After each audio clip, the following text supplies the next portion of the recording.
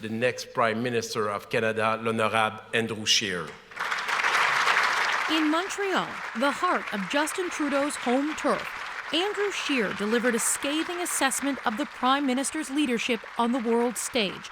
The Conservative leader used a speech to a high-profile business lunch to say Trudeau was doomed from the start.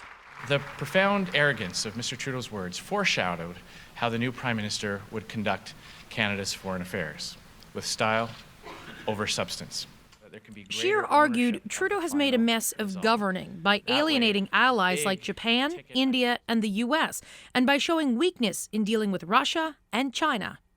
If this government isn't willing to stand up to China when 2 Canadians are unlawfully imprisoned and billions of dollars in trade is under attack, it never will.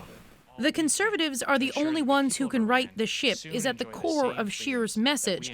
And through foreign policy pledges, he broadly laid out how he would be different from Trudeau. Foreign affairs is something very serious, and instead of taking that seriously, he spent a big chunk of his speech attacking the Prime Minister. I guess the leader of the opposition has to think everything's a mess.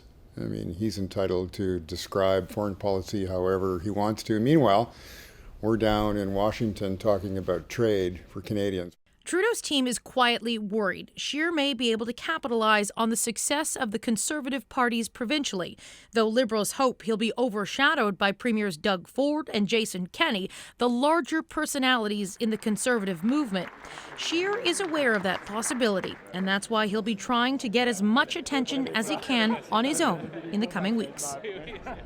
It's no coincidence Scheer picked Montreal to kick off his series of policy speeches. Quebec voters are the gateway to forming government, and all party leaders are expected to spend plenty of time here in the months to come. Katie Simpson, CBC News, Montreal.